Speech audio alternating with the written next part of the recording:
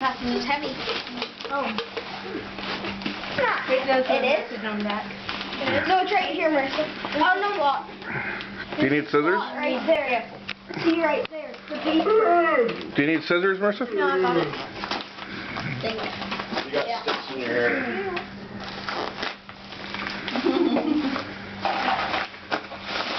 Now, what is it? Oh. You got yellow paper. I know, right? It's a dress brand or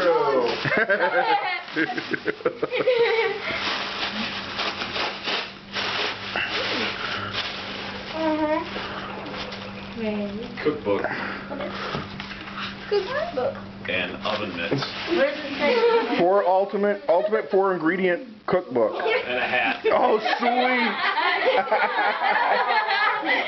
and an apron. Hey, no, seriously. You got an apron in the kitchen. That's cool. That's awesome. Put the hat on. Wait, What else is in there, sweetie? What is that? He got magnets just like me. Minnesota magnet? Yeah. Cool.